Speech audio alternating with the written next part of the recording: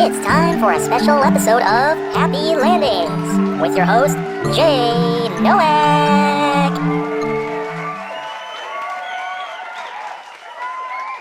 Thank you very much now.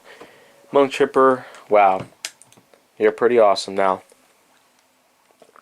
So, today, of course, you already heard about my employment startup, where I'm probably not going to engage with more of that stuff for right now, but I would like to say, though, that there are certainly a lot of other things that I could probably go ahead and start talking about, because right now, what I'd like to talk about is that some of my first experiences with YouTube itself, and you probably already recognize some of those stories that I've told about it, because as far back as around the start of 2008, that was around the time where I was really starting to get to know about YouTube.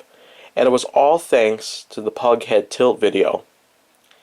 It was one of a kind at the time, because as soon as Samson the Pug started to come into my life, wow, there's probably not going to be a whole lot we're going to talk about Samson the Pug here right now, because there's all this other crap that I got to speak of. So anyways, especially after, well, Samson the Pug started to come into my life and really started to entertain me, I was eventually drawn to YouTube. Pretty much on the basis of looking up videos of pugs, no matter what the case is.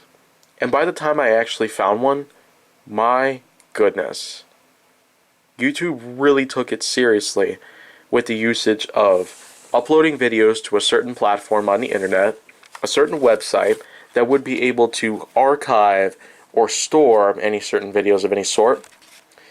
And from what I can already tell at the time was that early 2008 was already quite a big time for YouTube videos, because within 3 years, of course, YouTube itself was originally founded in February 2005 by a few PayPal workers, and eventually it was bought by Google a year and a half later, late 2006.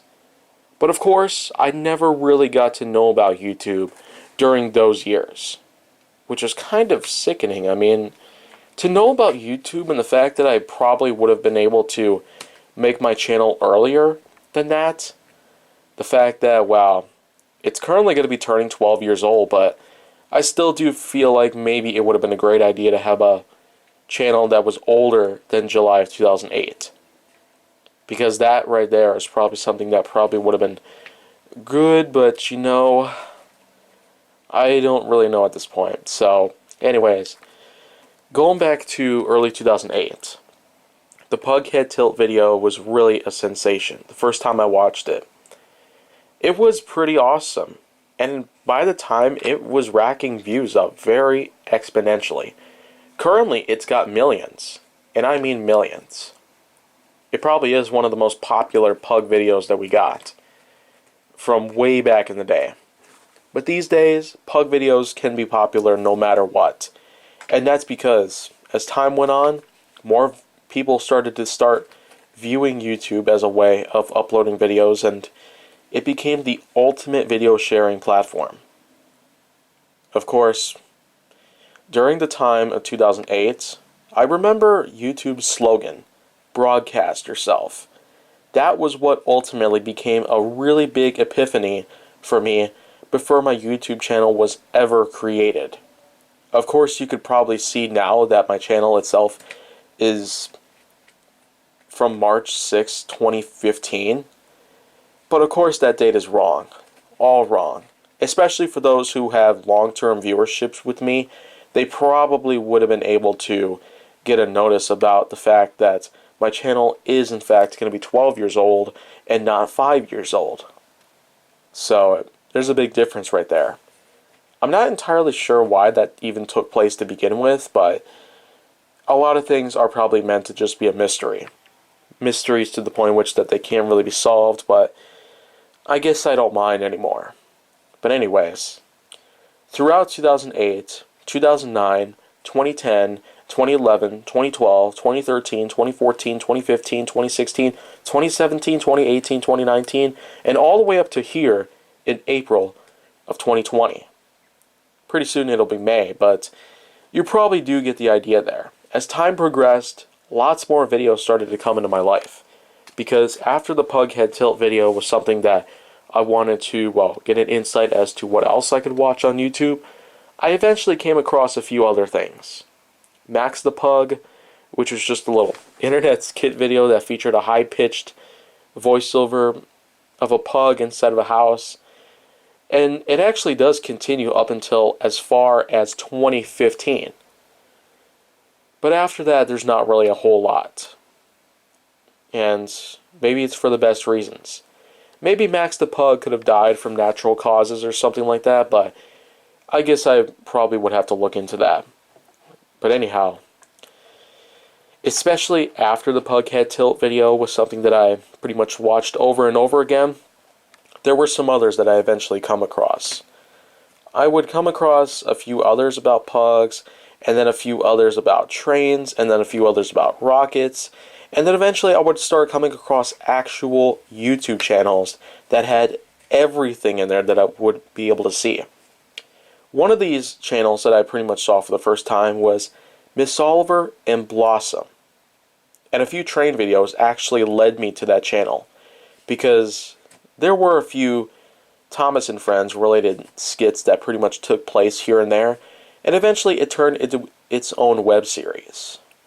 At the same time that others out there, including Angry Video Game Nerd and Nostalgia Critic, were pretty much taking place, there was Miss Oliver and Blossom's Thomas and Friends saga, which took place as far back as mid-2007, and it continued up until the point where William Grubb, the owner of the channel, had to pretty much lay off of the channel for good because of certain complications that were going on with the Grubb family.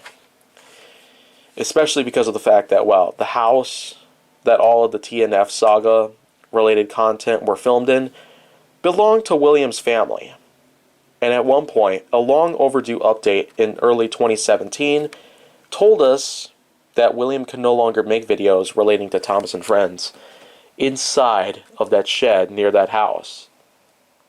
Certainly because of financial problems leading to a family member's death in late 2016. So of course it probably would make sense. But that doesn't really mean that I should forget about the channel overall, but in a way, it's something that I will truly miss. But you can still find William Grubb on another YouTube channel called The Wilstonator, which mostly talks about William Grubb's affiliation with the Brony fandom, or the fandom that relates to the My Little Pony franchise. But of course, other than William Grubb's Miss Oliver and Blossom / The Wilstonator, there were lots of other channels. Fred I've already talked about, which was something that I saw as early as around the same year actually, 2008. In the years that followed, I really grew up with Fred. So much so that when I first heard that there was actually going to be a feature film about the character, I was pretty excited to get to know that a YouTuber was actually getting a feature film made just from a web series. Eventually more followed. Angry Video Game Nerd got its own web series made into a feature film in 2014, and there was also Smosh and their own feature film which was released a few years later. And not to mention, one of my own web series, Nerf Secrets Revealed, has also been getting made into a feature film related project. But so far I've only got as far as to uploading half of the whole film itself. I will upload the other half of it later and then combine both of them to create an actual feature film, technically making that my own web series made into a feature film by 2021. That right there is probably what you need to know. YouTube's gotten bigger and bigger and bigger, and there's really no sign of it ever stopping. Though, of course, there were many of these other rules and other regulations that were taking place, that legal action would end up taking place if certain things were to be violated, or if certain guidelines were not followed by certain YouTubers. That would technically explain why some YouTube channels out there, including McJuggernuggets, Xbox Addiction, Z, and several other channels out there, had come to the point where demonetization or total deletion had taken place. And the main reason why my channel has not gone through a full-on deletion or demonetization is because of the fact that I've made content that is more family-friendly and more intuitive towards what actual content should be. It would follow the same sort of rules and guidelines as actual television would. But you know what?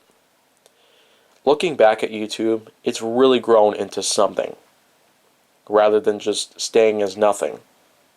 PayPal workers made a website, and Google ended up buying it from them to really step up the game. 12 years later, my channel has certainly grown into something. But it's not grown enough to the point where I would really have something. But you know what? That's something that I could guarantee will happen, regardless of what else goes on. So, I'm Jay Nowak. This has been Happy Landings. Take care, everybody.